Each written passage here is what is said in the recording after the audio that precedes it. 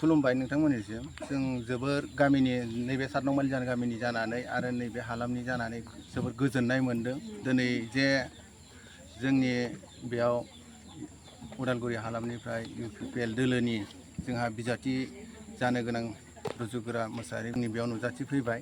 जों दिनै जोंनि गोसोनि माखासे नांगौखिनि बाथ्रा दुखु दाहाफोरखौ जों फोरमायनो हादों आरो जों अनुभब खालामदों थारैनो जोङो जे बिटिआरनि मानसि जाबाय बेखौ जोङो जोबोद गोजोननाय मोन्दों आरो दिनै सारजों मोगा मोगि जानानै जों जोबोद माने मोजां मोननाय जों फोरमायस'हायै गोजोननाय दङ।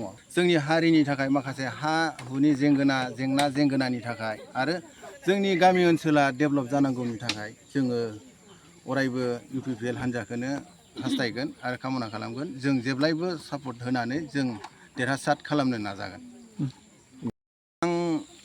नैबे भिडिअ'नि गेजेरजों आं बयखौबो फोरमायनो सानदों बा खावलायनो सानदों आंजों लोगोसे बा जोंनि बे गामि हालामजों लोगोसे बयबो रायजो राजाफ्रा जेन इयुन संस्थापनखौ लानानै माने जौगानायखौ लानानै उन्नयनखौ लानानै जेन बयबो माने खेंख्रा लामाजों थाङालासिनो जोंनि नैबे UPPL दोलोखौ जोंनिनो हारिनि मोनसे दोलो हिसाबै जों गनायो आरो फैबाय थानाय समाव बे माखासे आधुरा खामानिखौ मावफुंनो थाखाय जेन जोंनि गफुर हालामनि गासैबो रायजो राजाफ्रा दिनै UPPL दोलोखौ सायख'नानै मोजां सिन्थाधारा खालामनायनि गेजेरजों भटखौ होयोब्ला आं जोबोर गोजोननाय मोनगोन। दिनैनि बे बुब्लियाव राजखान्थिया जाहैबाय मोनसे बयनिबो मोनथाय सुबुं खुंथायाव बयहाबो माने राजनितिखौ बा राजखान्थिखौ गेलेनो मोननाय राजा जानो हानाय मोन्थाय दङ। बेयाव बयहाबो फैनो अधिकारा दङ। नाथाय जोङो जोंनि गोसो मोदोमै जोंहा जोंनि सायख'नाय दोलोखौसो जों भट होगोन। नाथाय जायबोखि फैया बिथांमोनखौ जोङो माना खालामा आरो बयहाबो फैनो थाखाय मोन्थाय दं जेथिया जोङो बेखौ उल्था माने फिन माबा खालामा आरोना।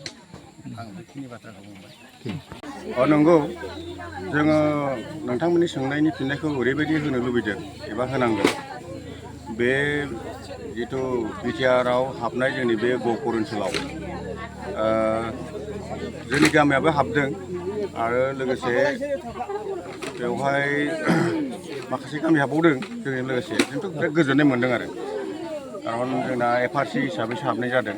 बेयाव गामिया जोंना नयगरिया गरबालिजान आरो गाम्बारिगुरि सातनंबालिजान FRC हिसाबै हाबनानै मोननानै जों बिटिआरआव जों थाफानो मोननानै गोजोननाय जोबोद मोन्दों आरो बिराद गोजोननाय मोन्दों आरो बास बे गोजोननायखौ जोङो जोबोद मोजां मोन्दों आरो जेनेबा।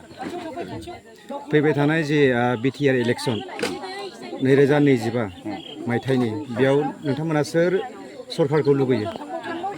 फैबाय थानाय जिथु इलेक्सननि थाखाय जों बेखौनो बुंनांगोन।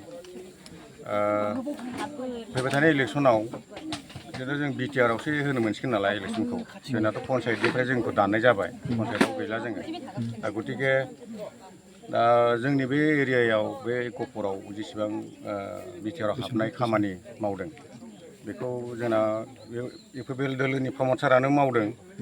जोङो दा बिनि थाखायनो प्रमद बर' सारनि जानानै जोङो इलेक्सनखौ जोङो गेलेगोन आरो जोङो बे ट्रेक्टरावनो जोङो भटखौ थुनाय जागोन। जोङो बेखौ खोथा बुंनो हायो आरो खारन जोंनि मिजिं जिथु गहपुरबासि रायजो गहपुर बासिन्दा बे जोंनि हानि मोन्थाय बेखौ जों मोननो हाबाय आरो माखासे जोंनि बर' हारिनि गोबां समस्या समाधान खालामदों जों बेखौ नुनानै मोनगासिनो दं जाहाथे जों उन्नत जायो इयुनाव। सिगां समावहाय गोबां एकर्ड जानानै थांबाय जेरै BTC BSC बेफोरबायदि एकर्ड जानानै थांबाय दा बिटिआर एकर्डआवसो नोंथांमोना हाबनो मोन्दों बेयाव माबायदि मा बुंनो सानगोन आरो माबायदि गोजोननाय फोरमायगोन? बेखौथ' आङो बुंखांबाय गोजोननायखौनो मोन्दों जोङो बिनिफ्राय आरो माथो बुंनो गोनांबाव जोङो साबायखर होयो प्रमद बर' सारखौ एकदम माने मस्ट वेलकाम जोंनिसिम फैनांगौ जोंजों लोगोसे मिटिं खुंनांगौ जोंनि बे गहपुरावबो सारखौ जों खावलायहरदों जाहाथे इयुनाव माबायदि खामानिखौ मावजानो लुगैदों?